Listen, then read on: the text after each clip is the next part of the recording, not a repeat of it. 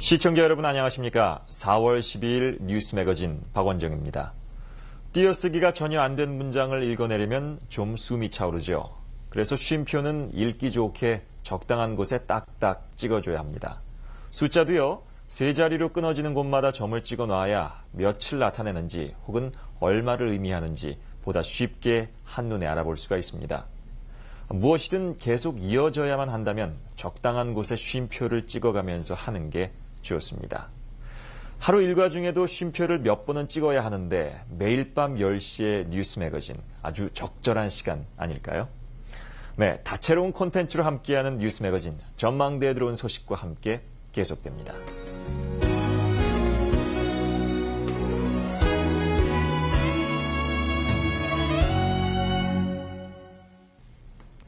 자신에게 딱지를 뗀 경찰관이 있어서 화제입니다. 지난달 27일 위스콘신주 그린베이의 다시 가겠습니다. 자신에게 딱지를 뗀 경찰관이 있어서 화제입니다. 지난달 27일 위스콘신주 그린베이의 52살 경찰관 데니스 코게는 과속 차량을 추적하는 과정에서 용의자의 차량의 뒷부분과 충돌했습니다. 코겐 경찰관은 용의자를 검거하는 데 성공하고 자신에게도 딱지를 발부했습니다. 그는 경찰관으로서 법률을 엄격하게 준수해야 할 의무가 있다면서 옳은 일을 한 것이라고 전했습니다. 네, 이 보고를 접한 상관과 카운티 검사는 코겐의 강직성에 반해 표창을 내렸습니다. 네, 때론 숨어 있다가 딱지를 떼는 경찰이 야속하게 느껴지기도 하는데요. 그렇지만 이렇게 강직한 사람들도 있어 이 사회의 치안이 유지되는 게 아닌가 생각됩니다. 타이완 동물원에서 조련사가 악어에게 물려 팔이 절단되는 사건이 발생했습니다. 이 조련사는 병든 악어를 치료하기 위해 마취 화살을 쏜 뒤 이 화살을 제거하기 위해 악어에게 손을 내밀었다 변을 당했습니다. 동물원 측은 팔을 물고 놓지 않은 악어에게 총을 발사해 팔을 되찾았고요. 7시간에 걸친 수술 끝에 봉합에 성공했습니다.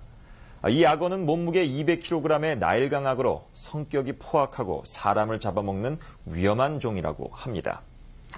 네, 사실 이런 일들은 동물들에게서만 일어나는 게 아니죠. 사람도 키워준 운덕을 모르고 발등을 찍는 배은망덕한 경우가 때론 있습니다. 중국 정통 무술로 유명한 소림사가 앞으로 10년에 걸쳐 2천만 불의 거액을 들여 중국 텐진시에 세계적인 대사찰을 지을 것이라는 소식이 들어왔습니다. 이 소림사는 본사찰의 북쪽에 자리하고 있어 북소림사라고 불리우는데요. 원나라 시절 황제로부터 국사로 봉해지기도 했습니다. 그렇지만 유구한 역사를 자랑하던 북소림사는 제2차 세계대전 항일전쟁 당시 일제 침략자들이 사찰을 크게 훼손하면서 지금 일부 유적만 남아 있습니다. 2천만 불을 들여 세계적인 사찰을 지으려는 소림사, 그 유구한 무술 역사는 어떻게 발전될지 귀추가 주목됩니다. 네, 매주 목요일은 특집으로 1시간 동안 구성됩니다. 방금 전에 전망대에 들어온 소식을 전해드렸고요. 잠시 전하는 말씀 후에 멋진 골프 실력의 노하우, 매거진 골프, 그리고 다양한 맛거리를 소개하는 맛을 찾아서 콜레스테롤에 대한 건강 상식, 건강하게 삽시다. 그리고 가수 장사익을 만나보는 KBS 응접실 준비됐습니다. 함께 하시죠.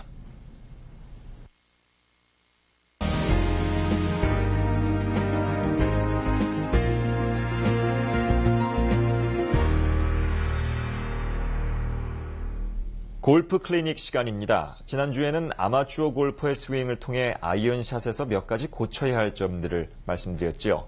오늘은 우드샷에서 흔히 지적되는 문제점에 대해서 알아보겠습니다. 링컨 골프의 서우진 씨입니다. 안녕하세요. 서우진입니다. 오늘은 저번 시간에 예고해드린 대로 우리 또 여성 골퍼와 함께 드라이버에 대해서 한번 스윙을 점검해 보도록 하겠습니다. 그렇죠. 예. 오케이. 자, 그럼 지금부터 이분의 스윙의 문제점을 몇 가지만 한번 지적해 보면서 여러분들 스윙하고도 한번 비교해 보도록 하겠습니다. 먼저 스탠스 한번 어드레스, 스탠스랑 간격이랑 해서 어드레스 한번 써보겠습니다. 자, 이분도 아이언과 마찬가지로 드라이버가 길다 그래서 다리 보폭을 넓게 서실 필요는 없어요. 이것도 역시 적당한 간격으로 어깨 넓이만큼 벌려주시는 게 좋습니다. 지금보다는 조금 더 좁혀주시는 게 좋을 것 같고요. 예. 역시 여러분들도 아시겠지만 샤프트가 길어지는 드라이버에서부터 페어웨이 우드는 왼쪽 발 뒤쪽 끝 직선 선상에 공이 놓이게끔 어드레스 쓰시는 거 잊지 말고 꼭 기억해 두시고요. 역시 왼쪽 팔 또한 왼발 재봉선이라고 표현들 많이 하시는데 그 라인 안쪽으로 그래서 손이 스트레이트로 펴질 수 있게 이렇게 어드레스 서주시는 게 되게 중요합니다. 근데 이분은 다른 거는 별 문제가 없었는데 백스윙 올라가실 때 양쪽 무릎이 움직이시는 걸 여러분들도 보셨을 거예요. 물론 하나도 움직이는 건 안 되겠지만 이 스웨이가 많으면 많을수록 몸 중심축이 흔들릴 수 있어요. 그렇기 때문에 여러분 또한 백스윙에 올라가실 때는 양쪽 무릎이 50대 50, 50%의 웨이트로 정확히 잡아놓고 백스윙 하시는 느낌으로 올리시고 백스윙이 올라갔을 때 대부분 아까 스윙에서도 여러분 보셨겠지만 이쪽 엉덩이 골반 쪽이 이렇게 열리시는 걸 여러분들도 보셨을 거예요. 이렇게 열리시게 되면 스윙이 대부분 이제 오버스윙 하실 때 이쪽 부분이 열리게 많이 되는데요. 그러면 되려 중심이 이런 식으로 반대로 꺾여가는, 이렇게 돌아가는 그런 느낌을 보실 수 있으세요. 그러니까 백스윙을 올리실 때 다시 한번 올려보시겠어요? 그렇죠. 이쪽이 열리지 않게 이런 식으로 닫아서 백스윙 할 수 있게끔 한번 스윙을 한번 해볼게요. 근데 여러분이 여기서 주의하셔야 될 점은 그런 느낌을 갖는 거지 정확히 하나도 열리지 않는다는 것은 아니라는 거예요. 그러니까 백스윙을 올렸을 때도 이쪽이 이런 식으로 확연하게 열리는 것이 아니라 내가 열리지 않도록 웨이트를 잡아줌으로써 닫히게끔 한다는 겁니다. 요 부분 꼭 지적해 드리고 싶었는데요. 그게 잘 지적이 되면, 그게 잘 잡혀 있게 되면 다운볼로 내려올 때 힘을 쓸 수가 있어요. 이때 우리 아이언에서도 배웠던 것처럼 임팩이라고 하는 그런 힘을 쓸 때 여기에 잘 잡고 있던 것이 내려오면서 폭발력을 만들어내는 겁니다. 그거 꼭 기억하셨으면 좋겠습니다. 자, 그리고 하나 더요. 어드레스 섰을 때 대부분 골퍼들 보면 무릎을 좀 많이 굽히시는 그런 모습들을 많이 봐요. 잠깐 편하게 서보세요. 어드레스를 쓰실 때는요. 자, 클럽을 한번 제가 잠깐 들겠습니다. 옆에서 보시면 처음에는 그냥 편하게 쓰신 상태에서 클럽을 잡고 그대로 내려놓은 상태에서 양쪽 다리를 벌리고 허리만 숙여서 잡으신 다음에 맨 마지막으로 무릎을 살짝 굽혀주시는 거예요. 근데 대부분 무릎을 많이 굽히시고 엉덩이를 빼시는 이런 식의 기마 자세로 처음에 이제 골프를 배우신 분들이 많이 계세요. 근데 요즘은 상체를 많이 세우고요. 이렇게 인사하듯이 어드레스를 서주시는 게, 그리고 맨 마지막에 내가 충격을 흡수할 수 있을 정도의 무릎 이렇게 밴드 해주시는 게 되게 중요한 포인트입니다.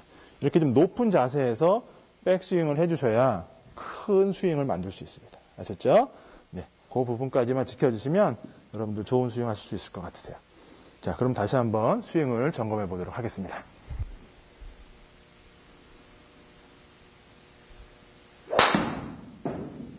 자,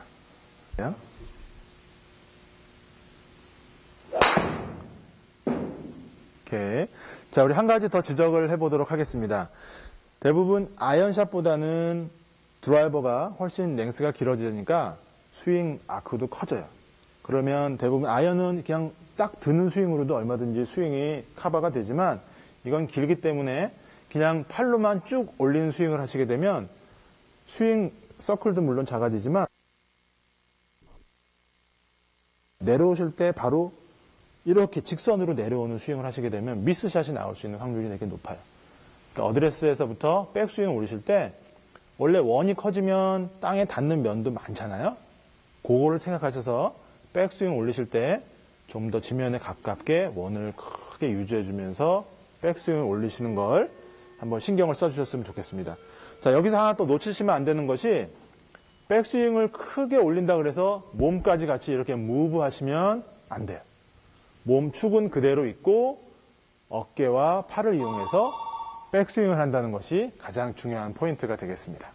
자, 그럼 한 가지만 더 지적해 보도록 하겠습니다. 자, 다시 어드레스 좀 써주시고요. 우리 아이언샷에서 배웠던 것처럼 지금 제일 중요한 것이 백스윙을 올리고 다운브로를 내려와서 임팩에 맞기 전에 미리 양손이 뻗어진다는 느낌 제가 전달해 드렸던 기억이 있습니다.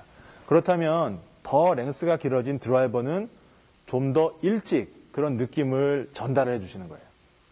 그러니까 아연이 여기서부터 뿌려지는 느낌이었다면 드라이버는 더 기니까 조금 더 일찍 펴진 팔이 내려와서 임팩트 포인트까지 내려오시는 거예요. 다운볼을 내릴 때 여기서 양쪽 팔이 쭉 펴져서 릴리스 되는 타이밍을 조금 더 일찍 가져라. 일찍 가져서 다운볼을 내려와서 힛 해주시는 그런 스윙을 다시 한번 표현해 보겠습니다.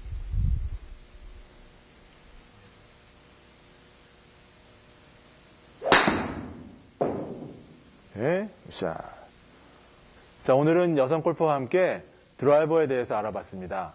여러분들 드라이버 스윙과 또 이분의 스윙과 오늘 점검해 보신 것들과 한번 비교해 가시면서 여러분들 스윙을 점검해 보는 그런 시간이었으면 좋겠습니다.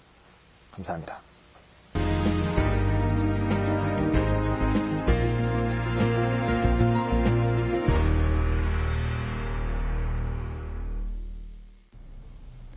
생선 요리 좋아하는 분들 많지요. 맛도 맛이지만 건강에 좋아서 즐겨 찾는 분들 많을 겁니다.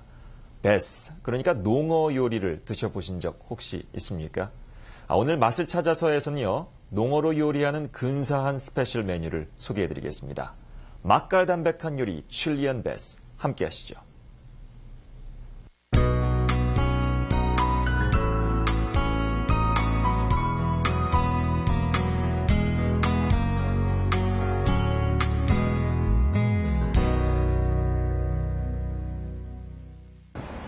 안녕하십니까. 맨하탄에서 시카고까지 셰프 황재입니다.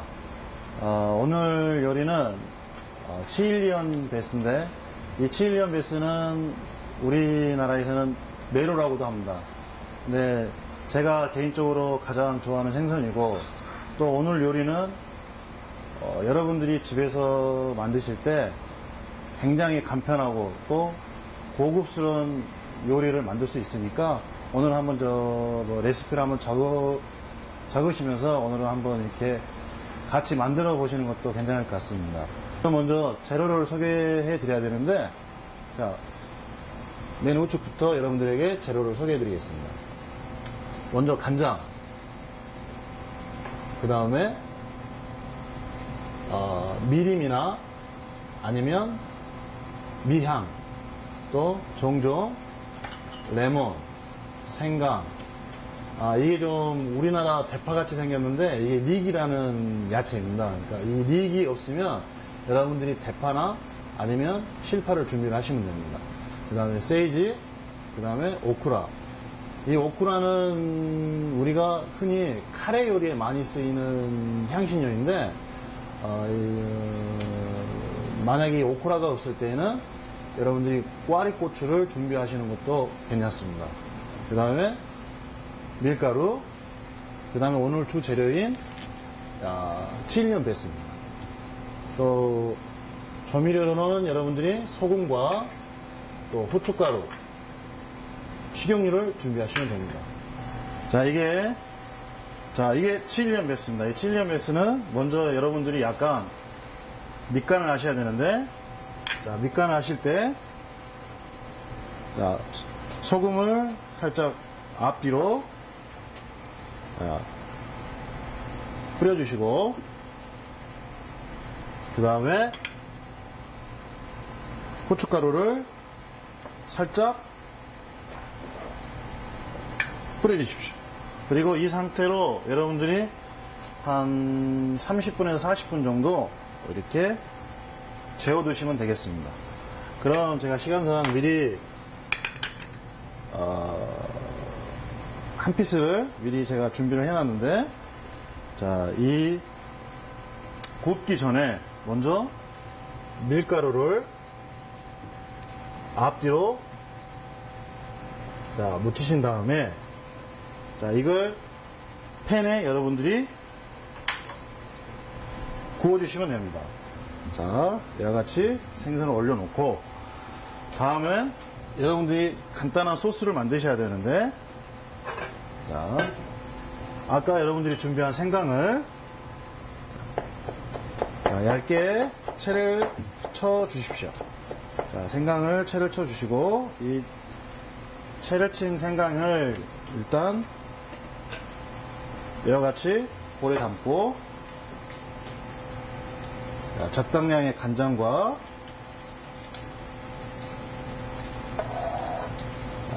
그 다음에 아까 준비한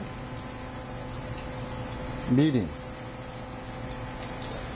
자, 이걸 불 위에서 끓여주시면 됩니다. 이때 준비한 오크라를 2개 정도 안에 넣어주시고, 자, 레몬을 살짝 뿌려주신 다음에, 여러분들이 이게 간장하고 미린이 들어갔기 때문에 타지 않게 저어주면서 끓여주시면 됩니다. 자, 그 다음에 약간의 정종을 여러분들이 마지막으로 넣어주시고,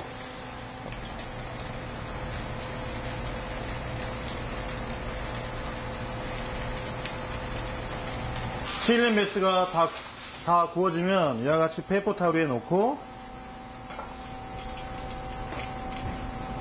기름을 살짝 제거한 다음에 이쁜 접시에 이와 같이 올려놓으시고, 여러분들이 좀 전에 준비한 소스를 여러분들 위에다가 뿌려주시면 됩니다.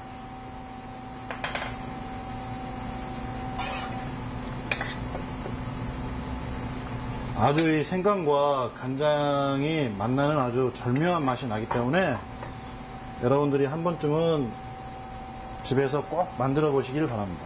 그 다음에 여러분들이 마지막으로 준비한 닉을 아주 얇게 채를 치셔서 위에 살짝 올려 놓으시고, 자, 마지막으로 우리가 생선에 가장 잘 어울리는 가니쉬 세이지를 위에다 살짝 꽂아 주시면 모양도 이쁘고 아주 맛도 좋은 치일리안 베스 구이가 되겠습니다. 자, 오늘 요리는 치일리안 베스입니다. 여러분들이 조금 생소한 생선이고 또 이렇게 자주 접하지 않은 생선이지만 제가 개인적으로 가장 좋아하는 생선 중에 하나고, 또 제가 여러분들에게 꼭 추천하고 싶은 생선입니다. 여러분들이 마켓 가셔서 약간은 비쌀지 모르겠지만 구입을 하셔서 이 진저와 간장의 산뜻한 맛과 또 이 치일리안 베이스의 고소하고 또 이렇게 부드러운 맛을 여러분들이 직접 한번 만들어서 느껴보시기 바랍니다. 감사합니다. 콜레스테롤이 무서워서 좋아하는 음식 마음껏 못 드시는 분들 많지요. 이 콜레스테롤은 무조건 몸에 좋지 않은 게 아니고요. 그 수치가 높아질 때 건강의 위험 신호가 오는 겁니다. 오늘 건강하게 삽시다에선 콜레스테롤이 무엇인지, 그리고 무엇을 유의해야 하는지 명쾌하게 설명해 드리겠습니다.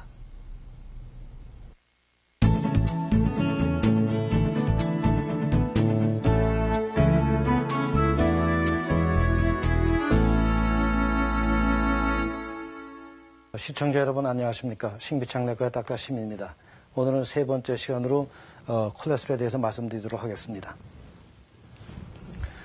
콜레스테롤이라고 그러면은 많은 사람들이 그냥 기름이니까 하고 쉽게 이해를 하시는데, 이 콜레스테롤이 좋은 콜레스테롤, 나쁜 콜레스테롤 이렇게 말씀을 많이 하십니다. 근데 사실 더 엄격하게 얘기하면은 콜레스테롤은 나쁜 것이 아닙니다. 콜레스테롤은 콜레스테롤 그 자체니까 우리 몸에 중요한 세포의 벽돌장 역할을 하는 그 일을 하는 것이고, 그의 재료고가 되는 것이고, 두 번째는 쓸개물, 담즙, 거기 소화제의 재료 역할을 합니다. 그것도 하나는 우리 몸에 누구나 다 있죠. 호르몬, 갑상선 호르몬, 생식 호르몬, 남성 호르몬, 여성 호르몬, 또 머리에 있는 뇌하수체 호르몬, 이런 호르몬의 재료가 되는 겁니다. 그래서 콜레스테롤 자체는 상당히 중요한 것이고 꼭 있어야 되는 것이기 때문에 이 간에서 만듭니다. 그러니까 기름을 먹어서 기름이 되는 것도 있어요. 그래서 이 두 번째 보시면은 우리가 식사한 걸 갖다가 기름을 먹고서 소화가 돼 가지고서 이 작은 창조에서 흡수해 가지고서 그 기름이 혈류로 들어가 가지고서 간에 들어간 다음에 간에서 또 나오는 경우도 있고, 또 하나는 이 간 자체 가지고 그 자체에서 생산하는 것도 있습니다. 그러니까 채식주의자들도 이 음식을 먹어서, 그러니까 풀뿌리만 먹더라도 이 기름이 생기는 겁니다. 예, 콜레스테롤이 생성되는 것이 간에서 화학작용으로 생기는 게 하나가 있고, 음식을 먹어서 음식으로 자체로 만들어져 가지고 혈류로 들어가는 게 있다, 그 얘기입니다. 그렇기 때문에 이 콜레스테롤 자체는 나쁜 것이 아니고 좋은 건데, 이 콜레스테롤 갖다가 움직이는 그걸 갖다가 이게 짐으로 생각하면은 자동차가 있습니다. 그 자동차가 LDL, VLDL 이렇게 얘기를 하는데, 그거 갖다가 사실은 좋은 차, 나쁜 차라고 얘기를 해야 됩니다. 그래서 그 차에 관계되는 걸 제가 말씀드리면은, 여기 보시면은 요것이 글자 작아서 보실지 모르겠는데 VLDL이라는 게 있고 LDL이라는 게 있고, 그다음에 HDL이 있습니다. 보시다시피 사이즈가 상당히 이건 크고 요건 굉장히 작습니다. 그러니까 농도가 크다는 것이고 이건 농도가 작다는 겁니다. 그래서 이름 자체가 high density lipoprotein, 그다음에 low density 해가지고 얘기를 합니다. 그래서 요거는 농도가 작기 때문에 low density라고 하는데, 이것이 자동차 역할을 하는데 우리나라 말로 하면 지단백, 기름짓죠. 기름이 지라고 하니까 기름을 갖다가 움직이는 단백질 하고 지단백, 그러니까 라이포프로테인이라고 써 있는데, 그걸 갖다가 우리가 좋은 기름, 나쁜 기름을 판단하는 기준치가 되는데, 이것이 자동차입니다, 사실은. 그러니까 콜레스테롤을 움직여가지고서 거기다 싣고 가가지고서 이거 갖다 혈류로 해가지고서 세포로 나눠주는 거는 좋은 자동차인 HDL이 하는 것이고, 이 혈류에 있어가지고 쌓이게 해가지고서 점점 이렇게 기름이 끼게 하는 거, 요것이 나쁜 놈, HDL입니다. LDL. 그러니까 좋은 기름은 이렇게 만들고, 여기 HDL이라고 그랬는데, LDL은 이렇게 만드는 것입니다. 그러니까 좋은 기름은 왔다 갔다 해가지고서 이거 갖다가 사용해가지고 세포에서 사용시켜가지고서 없애버리는 것이고, 나쁜 기름은 이렇게 쌓이게 만들어가지고 핏줄을 갖다가 좁게 만드니까 이 뇌에서도 중풍을 일으킬 수도 있고, 이 다리, 연세 드신 분 특히 많이 계시는데, 요것이 다리에 핏줄도 막혀가지고서 다리를 갖다 인공 핏줄로 갈아 껴야 된다느니 하는 것이 생기는 것도 바로 이 콜레스테롤이 많이 관여를 하고 있습니다. 그래서 혈관이 심장에 막히면 물론 심근경색이죠. 우리나라 말로 하면 심근경색 또는 심장마비라고 하는데, 마비란 말은 사실은 잘못된 거지만 하르어택이라고 얘기를 합니다. 그리고 여기 그려놓은 거는 좀 무섭게 그려놨는데, 동맥과리가 터져가지고서 저렇게 피가 나가지고서 된다는 것이죠. 근데 이런 것들이 콜레스테롤하고 연관이 많다는 겁니다. 그래서 이 콜레스테롤 갖다가 좋게 하는 방법 하는 네 가지가 있습니다. 첫째 방법은 선천적인 거는 어쩔 수 없고, 후천적인 것이 운동요법, 두 번째가 신경안정요법, 세 번째가 식이요법이고, 네 번째가 약물입니다. 그 약물은 종류가 굉장히 많이 있습니다. 그런데 어쨌거나 두 가지 종류가 있어요. 하나는 중성지방을 치료한 약이 있고, 하나는 콜레스테롤 자체를 치료한 약이 있는데, 그 두 가지 약이 상당히 문제가 많이 같이 동시에 쓰게 되면은 간에 부담을 많이 줄 수가 있고, 근데 10명에 10명 다 그런 게 아니고 사실 10명에 두세 명이 그렇습니다. 그런데 하여간 누가 걸릴지 모르니까 열심히 검사하면서 약을 잡셔야 되고, 그 약을 동시에 쓰게 되면은 무슨 일이 생길 수 있냐면, 이 근육이 파열될 수도 있고, 근육이 염증이 생겨가지고 근육통이 심해질 수가 있습니다. 그래서 근육통이 아무 이유 없이 생긴다 그러면 한번 알아보는 것도 좋을 겁니다. 약 때문에 생기는지. 그래서 첫째가 웃고 살아야 되는 거, 스트레스를 안 받아야 된다는 거, 두 번째는 운동하셔야 된다는 거, 세 번째는 식이요법, 네 번째는 약물요법, 네 가지를 병행해서 잘 조절하시면은 이 기름이 끼는 것 갖다가 막을 수 있습니다. 동맥경화가 되는 거는 이건 동맥경화가 아닙니다. 이렇게 되는 건 동맥경화는 이 동맥이 딱딱해지는 거기 때문에 동맥경화하고 지방증은 서로 분리시켜서 이해하셔야 되겠습니다. 아무쪼록 건강한 생활 영위하시기 바랍니다. 대단히 감사합니다.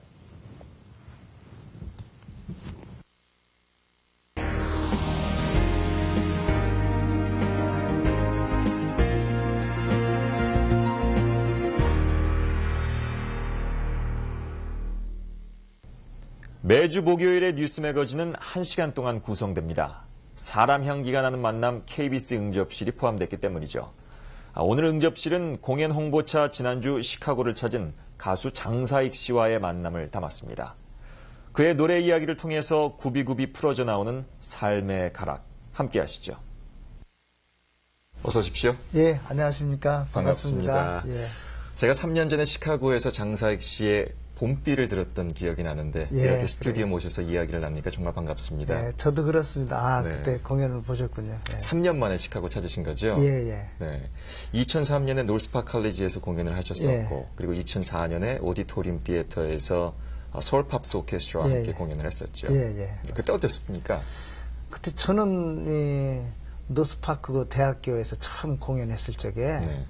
미국이라 노래하고 나서 처음으로 미국에서 공연을 했는데 바로 이 시카고가 네. 하여튼 저는 제 이름도 아주 한국에서 이렇게 생소하고 초창기였기 때문에 좀 그랬었는데 엄청나게 저는 이렇게 뭐 호응도 많이 받고 성원도 많이 받고 아주 호강했던 그런 기억이 납니다. 네, 저도 예, 그 시카고는 그래서 제 음악의 어떤 고향 같은 그런 느낌이 있습니다. 네, 감회가 새로우시겠습니다. 예, 예, 네.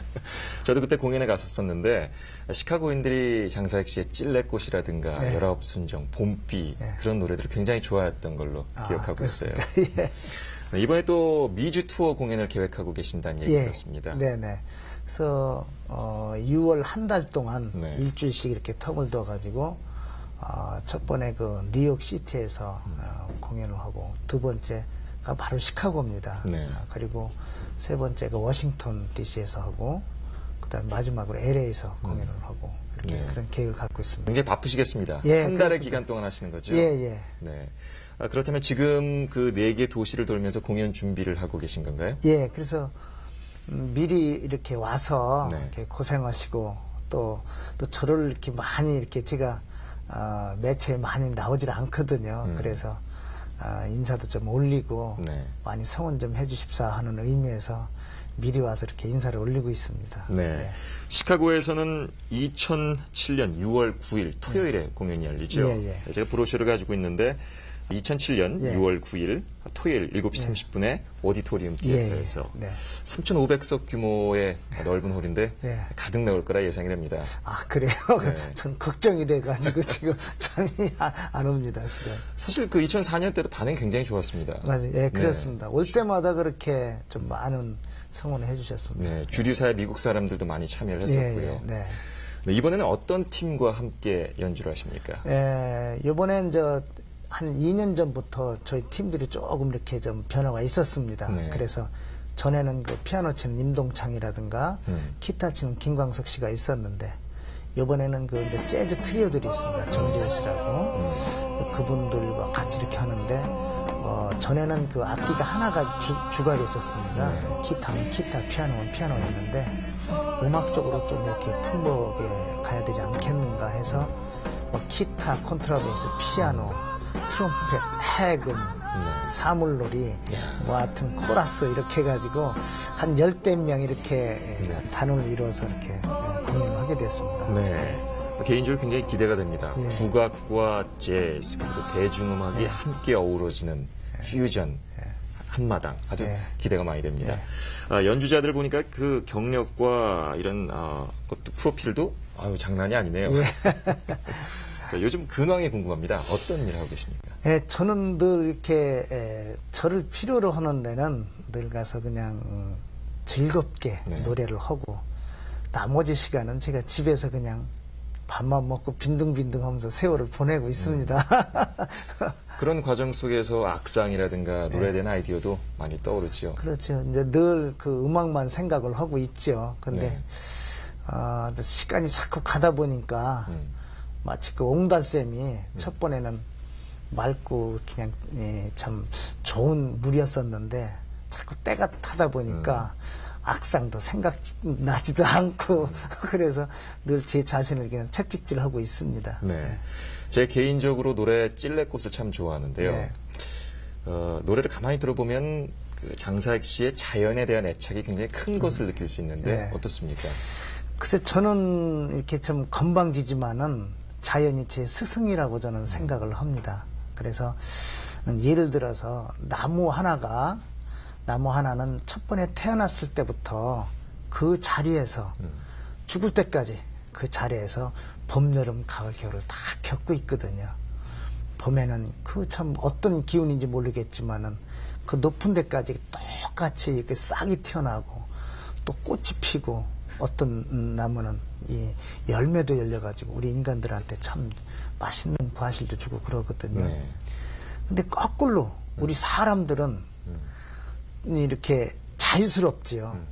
추우면은 더운 데로 가고 더우면 또 추운 데로 오고 항상 왔다 갔다 하면서도 늘 이렇게 참 나무들 같이 자연 이렇게 같이 편안하지 못하고 늘 불안하면서 세상을 쫓겨가듯이 살고 있거든요. 그래서 봄, 여름, 가을, 겨울은 템포가 다 있습니다. 물론 오늘이 날씨가 조금 이렇게 개팍스럽게 좀 눈도 내리고 저를 환영해 주는 것 같은 그런 날씨이지만은 그래도 자연에 이렇게 봄, 여름, 가을, 겨울은 있는데 우리 사람들은 너무 오버페이스 하는 것이 아닌가. 그래서 세상에 그냥 자연이 재해도 있고 좀 세상의 질서가 좀 흐트러지고 그래서 늘 자연을 참 제가 생각을 하고 좋아하고 닮아가려고 공부를 하고 있습니다.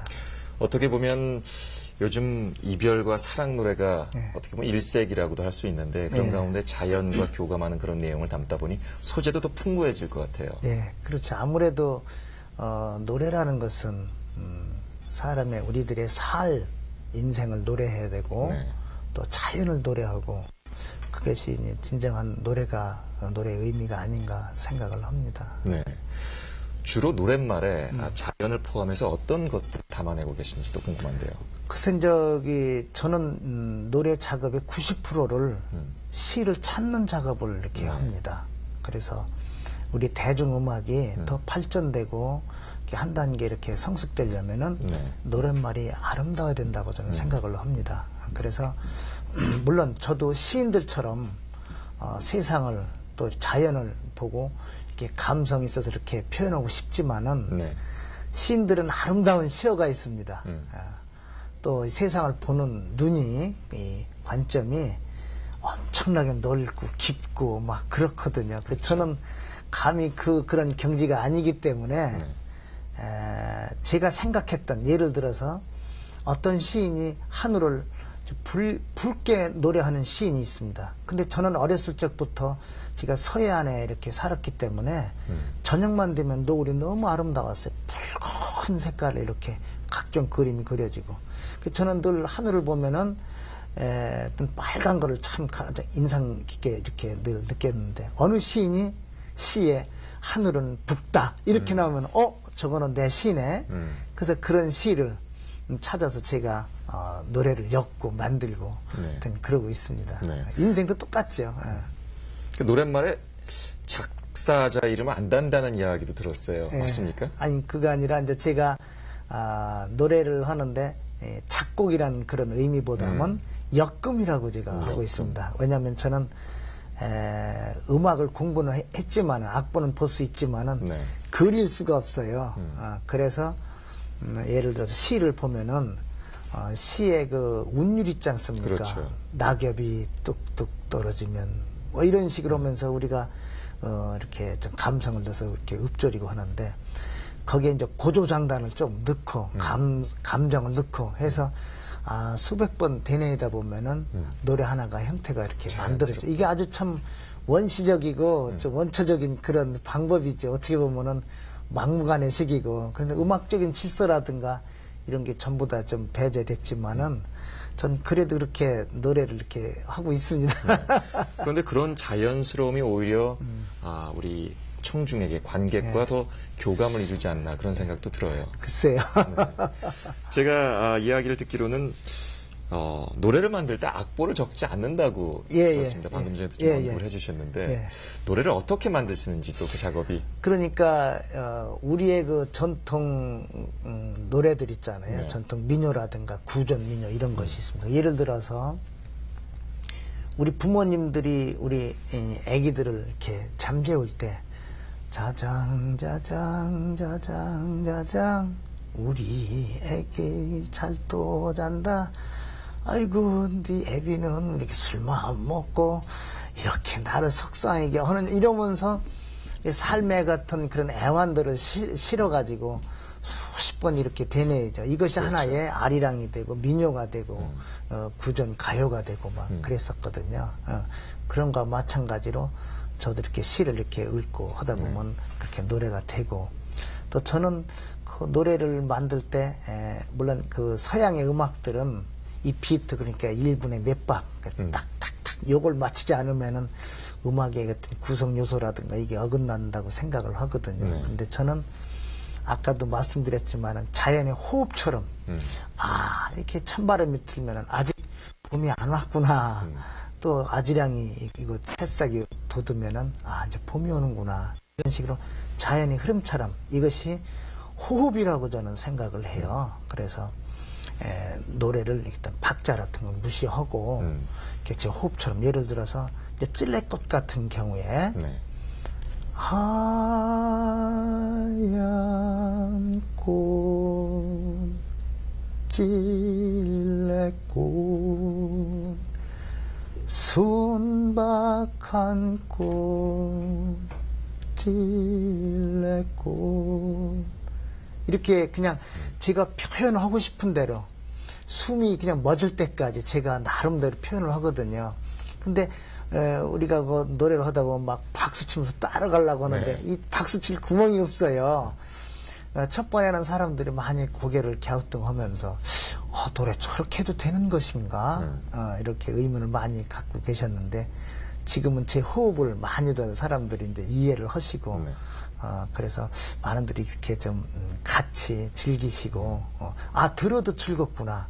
같이 이렇게 따라 부르고, 박수를 안 쳐도, 이래서 클래식이 좀 그렇잖아요. 가사도 없고, 우리 정서에도 안 맞는 그런 몇백 년 전에 애국의 같은 그런 음악들인데, 계속 이렇게 우리 와닿고, 그거는 좀 뭔가 맑고 아름답기 때문에 그런 것이 아닌가. 그래서 우리 가요도, 우리 대중음악도 좀 이렇게 노랫말이라든가 좀 심성에 좀 이렇게 좀 아름다움을 담아서 하면은 좀 그런 노래가 되지 않을까. 그래서 그런 식의 노래를 엮고 부르고 막 그렇습니다. 그렇군요. 예.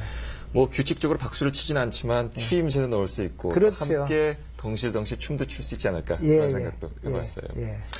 원초적인 질문인데요. 정말 궁금한데 왜 노래를 부르십니까? 글쎄, 저는 그게 이제 하나의 이제 팔자고 운명인데, 제가 아주 어렸을 적에, 그러니까 고등학교 졸업 맞고, 막연히 그 노래를 하는 가수가 한번 되겠다는 그런 꿈을 갖고 있었습니다. 그래서 이제 여기 군대 있을 때도 한 3년 노래를 했고, 사회생활을 하면서 그때부터는 이제, 나는 성격도 그렇고 집안 형편도 그러니까 접고 사회생활을 했죠. 그러면서 이제 국악도 접고 그랬는데, 어느 순간에 그동안 마치 그 엄마 뱃속에 아기들이 엄마 탯줄을 꼭 붙잡고 세상에 나오지 않습니까? 그와 마찬가지로 제가 사회생활을 한 25년 동안 하면서 그 저도 모르게 그 꿈을 갖고 있었던 것이 아닌가. 늘 이렇게 이상을 노래한다는 그런 예술에 대한 그런 것을 접지 않고 제가 계속 붙잡고 있었던 것이 아닌가. 그것이 좀 창피하지만 한 45살 그때에 처음으로 노래를 하게 됐어요. 한 13년 전의 일인데, 그래서 이건 하나의 운명이고, 또 노래를 하고 나서 제가 그 노래의 의미를 제가 생각을 해봤습니다. 그래서 노래라는 것은 하나의 기록이다. 인생의 기록이다. 왜냐하면 옛날에 우리가 LP판을 레코드라고 그랬잖아요. 기록. 그래서 제가 한 5 앨범이 나왔는데 1집은 40대 중반, 2집은 뭐 40대 후반, 50대 초반, 50대 중반, 50대 후반 이런 식으로 해서 제 인생은 이렇게 담는, 그래서 앞으로도 계속 그런 작업이 되겠지만 노래하는 의미가 제 얘기를 담아서 모든 분들한테 들려주면서 나는 세상에 대해서 자연에서 이렇게 생각을 합니다. 듣는 분들도 맞아, 나도 그래 이렇게 하면서 같이 이렇게 호응하면서 이렇게 그 감동을 하면서 그래서 이 노래가 하나의 어떤 제 메시지고 제 인생의 어떤 기록이라고 저는 생각을 하기 때문에 노래에 바로 그런 의미가 있다고 생각합니다. 네, 좋습니다. 그 40대 중반에 가수로 데뷔할 때 두려움도 있었을 것 같아요. 또 처자식도 있고 과연 내가 잘해낼 수 있을까 하는 뭐 그런 떨림이나 두려움 같은 건 없었습니까? 근데 그 당시에 제가 아주 힘들었었거든요. 더 이상 내려갈 땅이 없었어요. 그때 제가 생각했을 때 그때 아주 집착을 하고 내가 무엇이 되겠다 이렇게 생각했었으면 아마도 오늘 같은 이런 제가 자리에 있을 수 없을지 않을까 그런 생각을 합니다. 근데 그때 저는 누구도 이렇게 신경을 안 쓰고 관심이 없던 그런 태평소라는 악기를 제가 들었습니다. 더 이상 내려갈 데 없는 그런 상황에서 더군다나 남들 이렇게 사물놀이에서 농악에서 이 태평소라는 악기가 있으면 더욱 좋고 없어도 좋고 하는 그런 악기였습니다. 그런데 저는 사회를 접으면서 내가 한 3년 동안만 이건 열심히 한번 해보자 해가지고 열심히 하다 보니까 한 3년의 절반 정도, 1년 반 정도 하다 보니까 제가 그동안 생각지 못했던 노래들이 툭툭툭 튀어나왔습니다. 뭐 찔레꽃이든지 뭐 이런 여러 가지 노래들이. 그래서 그 뒤풀이에 하면서 이렇게 노래를 하게 됐죠. 그래서 하여튼 저한테는 이 노래가 엄청나게 저한테는 어떤 인생의 어떤 전환을 해주고 또 그 큰 스승님이라든가 어떤 종교에서 집착을 하지 마라. 너무만 욕심을 내지 마라. 그랬을 때 진정한 길을 찾을 수 있지 않겠는가. 제가 그 당시에 난 노래를 해야 되겠어. 내가 가수를 해야 되겠어. 라고 했으면은 오늘과 같은 이런 노래를 할 수가 없었을 것 같아요. 근데 그때 편하게 생각하고 이렇게 제가 한 3년만 열심히 해보자는 그런 마음이 있었기 때문에 참 숨어있던 그런 진실된 길을 찾은 것이 아닌가 생각을 합니다. 그 길이 완성이 됐습니까? 아니면 아직도 완성해가는 과정입니까? 글쎄 이제 그게 완성이 됐다면 저는 하늘로 가야죠. 그런데 평생에 좋은 노래 하나 이미 만들어졌을지도 모르고 또 앞으로 제가 정말 좀 운이 좋아서 더 좋은 노래가 하나 나오면 그 꿈이 되겠지만은 이게 평생에 좋은 노래 하나, 평생에 정말 아름다운 콘서트 하나 이걸 위해서 하루하루 이렇게 하려고 노력을 하고 있죠. 자료에 보니까 태평소 연주로 대통령상까지 수상하셨다는 이야기 접했는데요. 어떻습니까? 태평소와 지금 노래 부르시는 어떤 음악성이 연관이 많이 되나요? 전 태평소는 아주 어렸을 적에 아버님이 농악을 치셨거든요. 그래서 그 소리를 담고 있다가 객지에 서울 생활을 하면서 그걸 한번 배워야겠다, 아마추어로. 그래서 그걸 배우게 된 거거든요. 근데 태평소라는 악기는 이 농악의 판이 이렇게 벌어지면은 물론 기본적인 가락은 있습니다. 근데 그 판을 보고서 즉흥적으로 제가 그 가락을 불어내는 거거든요. 그러니까 즉흥성, 그러니까 하나의 재즈일 수도 있고 어떤 풀이 그냥 아주 자유스러운 음악이 될 수가 있고 그 판을 보면서 극적일 때는 또 극적인 가락을 불고 또 호흡을 이렇게 느리면서 어떤 때는 막 그냥 격렬하게 불면서 그래서 저한테 그 악기가 참 맞아요. 그래서 그 음악적인 그래서 수련을 많이 그 태평소에서 좀 했습니다. 어떻게 보면 그 농악을 인생이라고 봤을 때 태평소가 본인이다라고 얘기할 수 있을까요? 그렇죠. 아무래도. 추상적인 질문인데요. 장사익 씨의 소리는 어디서 시작되는지 궁금합니다. 글쎄 그거는 놈들이 그래요. 그냥 자연을 닮은 그런 소리라고 얘기를 많이 들었습니다. 그래서 저는 그냥 물론 제가 아주 혼신을 다해서 노래를 하고 있지만은 그게 어디서 나오는지 모르겠어요. 제 몸 전체에서 발끝에서 머리끝까지 이렇게 힘을 모아야만, 마음을 모아야만 그 소리가 나온다고 생각을 하거든요. 그리고 그 노래를 하면서 그 소리를 지르면서 아름다운 마음이 있지 않으면은 남들을 그렇게 같이 이렇게 호흡할 수가 없거든요. 그래서 항상 그런 좋은 마음, 자연과 같은 그러한 태도, 그래서 늘 그런 생각을 가지고 하기 때문에 참 그 소리를 참 좋아합니다. 자연을 닮은 소리, 온몸으로 노래하는 그런 거가 아닌가 저는 감히 이렇게 말씀드리고 네. 싶습니다. 지금 사시는 곳도 굉장히 자연과 가깝고 좀 창문이 멋있다는 이야기 들었는데요. 예, 좀 사치한 것 같지만은 저 산 속에 좀 있습니다. 네. 그 북한산 거 있고 앞에는 인왕산이 보이고 그래서 서울에 살고 있지만은 좀 자연을 늘 이렇게 버터고 있죠. 그래서 거기서 많은 이제 도움도 받고 배우기도 하고 그렇습니다. 앞으로 어떤 음악을 더 하고 싶고 또 음악 속에 무엇을 담아내고 싶은지 아까도 말씀하셨지만은 또 좀 정리해 주셨으면 좋겠습니다. 그래서 이제 그냥 이대로 그 예술은 뭐 좀 가늘고 길었으면 좋겠다는 제 생각이거든요. 네. 그래서 지금까지 제가 노래를 했던 것도 제 인생을 담은 거고 또 어떤 자연도 있지만은 앞으로도 제가 뭐 욕심 같아서는 70, 80, 심지어 90까지 제가 노래를 하려고 합니다. 그때는 80에, 70에, 90에 제 인생을 담은 노래를 했을 경우에 물론 지금같이 테크닉이라든가 파워라든가 이런 건 없겠지만은 그 얼마나 재미있는지 늘 그렇게 꿈을 꾸고 있습니다. 그래서 지금과 똑같이 그냥 어떤 인기라는 걸 이렇게 생각을 하지 않고 야, 너 참 노래 좋았다. 음악이 참 좋다. 이런 소리를 들으면서 나이 들어서도 참 지팽이 하나 딱 들고 무대에서 노래하는 그런 꿈을 꾸고 싶고 그게 아주 희망이고 그렇습니다. 네. 꿈과 바람을 꼭 이루시기 바라겠습니다. 예, 예. 네, 끝으로 다가오는 6월 시카고 공연을 통해서 우리 한인 동포들과 어떤 마음, 어떤 감성을 나누고 싶은지 예. 이야기 들어보고 싶네요. 예.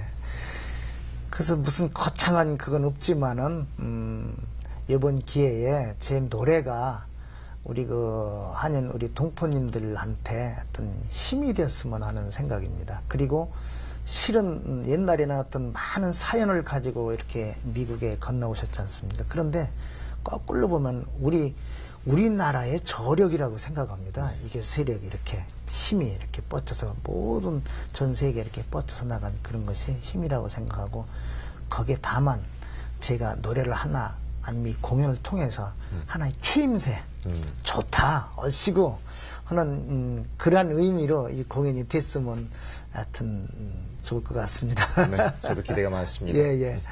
네, 오는 6월 시카고에서 공연을 가지는 가수 장사익 씨를 초대해 오늘 이야기 나눴습니다. 그의 자연과 삶에 대한 노래 이야기를 함께하면서 진솔한 우리네 삶의 가락이 굽이굽이 풀어져 나오는 것을 느낄 수 있었습니다.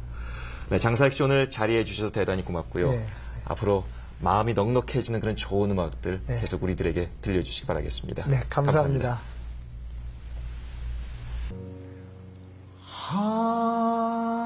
하얀 꽃이 맺고 순박한 꽃이 맺고 별처럼 슬픈 찔레고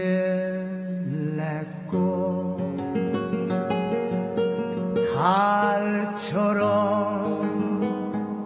서러운 찔레고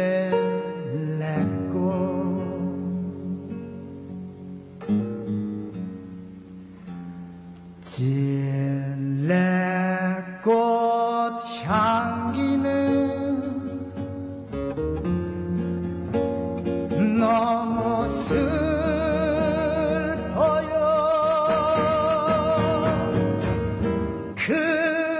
그래서 울었지. 목 놓아 울었지.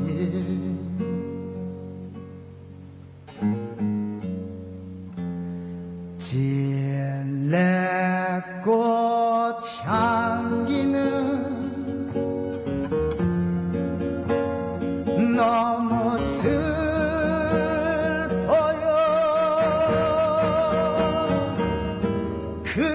그래서 울었지.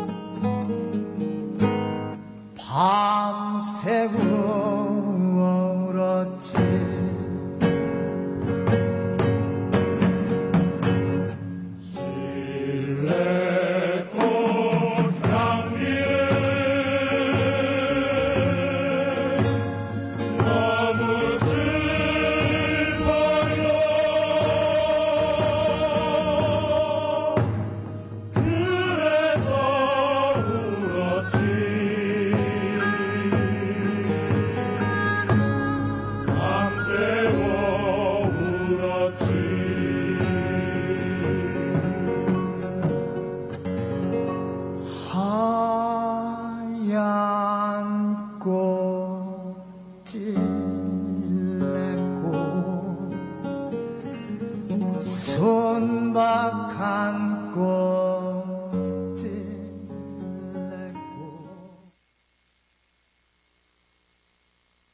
자동차 사이드 미러에 이런 말이 쓰여 있죠. 사물은 거울에 보이는 것보다 더 가까이에 있습니다. 네, 사람들 사이에서도 말이죠. 누군가 보이는 것보다 훨씬 더 가까이 다가와 있을 때가 있습니다. 겉으로는 아닌 척하지만 마음으론 내게 향해져 있는 사람. 내게는 늘 잔소리처럼 말하지만 마음속 깊이 나를 걱정해주는 사람. 주의 깊게 보지 않으면 그 사람의 존재를 느끼지 못할 때가 많습니다. 한번 잘 살펴보십시오. 그 사람이 보이는 것보다 훨씬 더 가까이 다가와 있는지 말이죠. 뉴스 매거진 오늘은 여기까지입니다. 행복한 밤 되시기 바랍니다.